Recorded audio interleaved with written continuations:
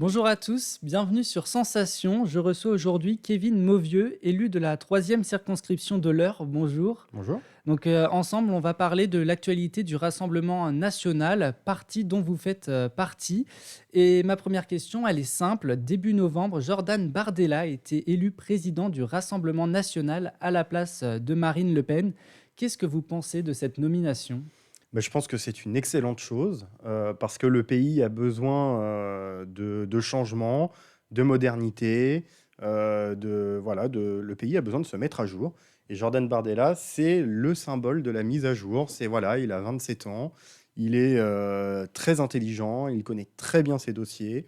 Et je pense que il nous gérera très bien, d'autant que voilà, il a dit qu'il continuait à travailler avec Marine Le Pen en coulisses et que c'est quand même Marine Le Pen qui lui a mis le pied à l'étrier, donc ça veut dire qu'il a quand même eu une bonne formation au départ.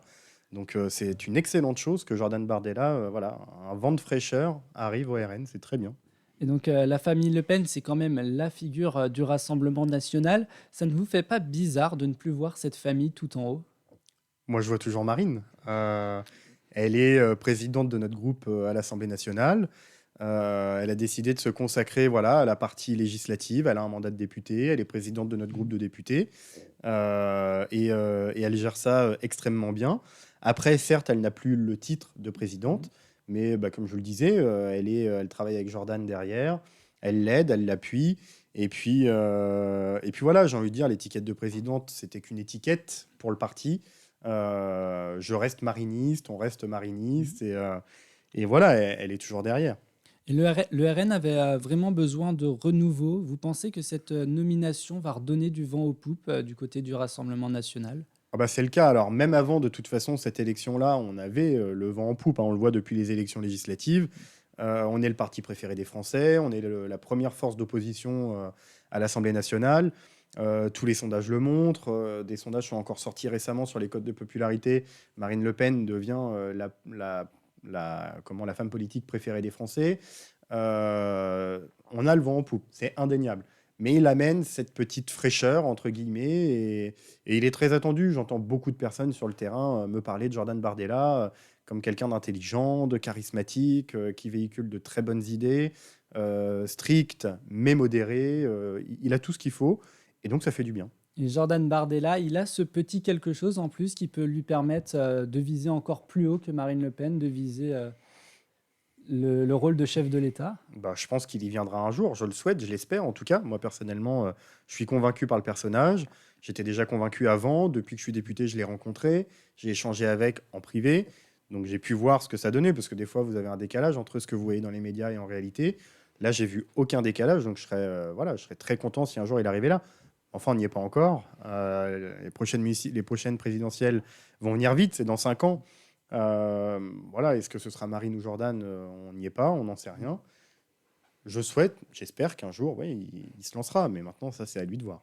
Et chose assez spéciale, à l'époque, rien ne vous destinait à ce parti, au Rassemblement national. Vous étiez membre des Républicains. Pourquoi avoir décidé de rejoindre le Rassemblement national? Tout simplement parce que j'ai toujours été opposé à la politique d'Emmanuel Macron, qui gouverne pour les métropoles et qui méprise tout ce qui n'est pas la métropole, le monde rural, les petites communes, les villages. Il méprise les maires, les petits maires, en leur retirant de plus en plus de prérogatives, de dotations. Et, hum, et voilà, j'ai jamais apprécié sa politique, j'ai toujours été dans l'opposition. À l'époque où l'UMP est devenu LR, donc je suis resté dans le parti. Emmanuel Macron est arrivé au pouvoir. Et puis on a vu petit à petit, on a vu Édouard Philippe, on a vu Bruno Le Maire, on a vu Sébastien Lecornu, qui partaient pour aller rejoindre Emmanuel Macron.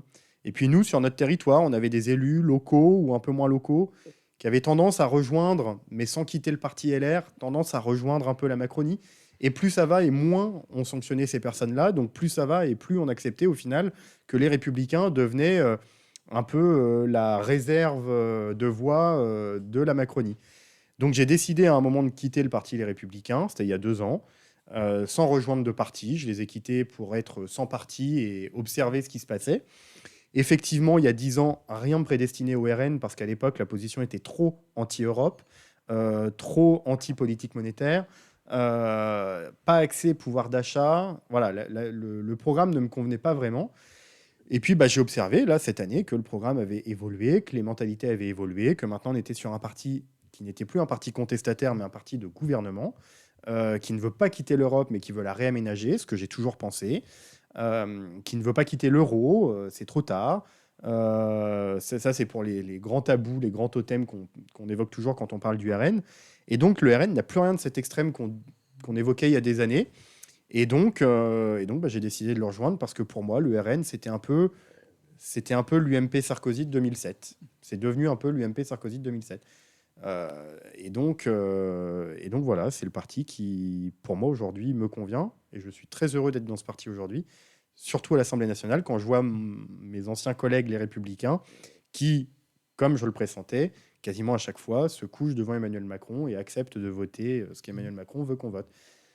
Et justement, cette expansion de Rassemblement national, on va en parler. Il y a un chiffre qui marque, c'est celui du nombre de sièges à l'Assemblée nationale. Le RN en possède 89, son plus haut total de son histoire. Comment est-ce que vous expliquez ce nombre si haut? Je l'explique déjà parce que je vous expliquais il y a quelques minutes, c'est-à-dire qu'Emmanuel Macron a toujours été le président des métropoles. Il part du principe qu'il faut tout métropoliser et que les campagnes ne doivent plus exister, pour caricaturer un peu la chose. Et qu'est-ce qu'on observe? On observe que les 89 députés du Rassemblement national viennent d'où? Viennent de territoires ruraux. On est 4 dans le département de l'Eure sur 5 députés. Le département de l'Eure est un des départements les plus ruraux de France. Pas le plus, mais un des plus ruraux.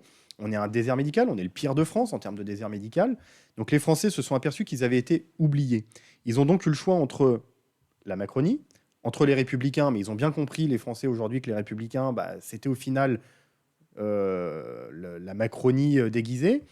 Ils avaient à gauche la NUPES. Bon, ils ont bien senti la plupart du temps l'erreur, l'écran de fumée et la dangerosité de la NUPES.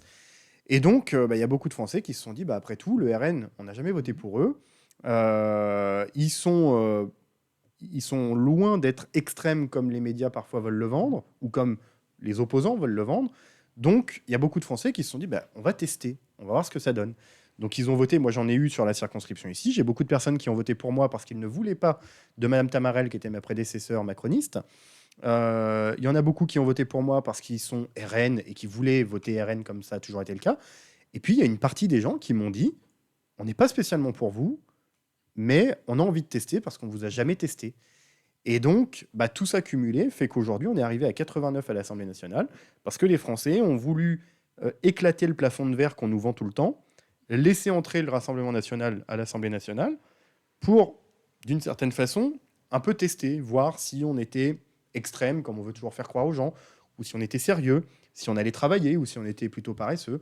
Donc, ils ont testé. Donc finalement, ce sont plutôt les gens qui sont venus à vous plutôt que vous qui êtes allés aux gens à chercher des voix?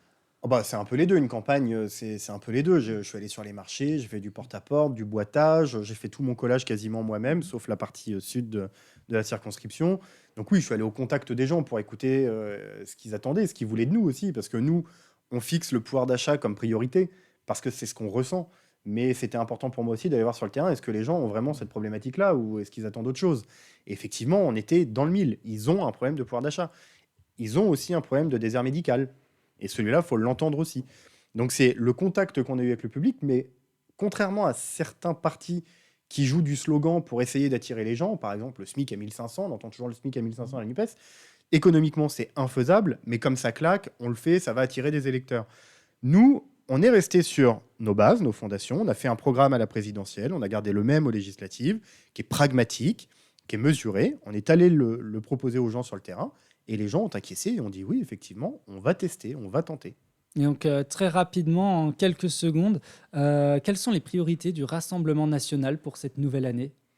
C'est de continuer sur la lancée sur laquelle on est parti depuis le début du mandat, c'est-à-dire de rester sérieux, de rester motivé, de rester présent, parce qu'on est le groupe le plus présent à l'Assemblée nationale.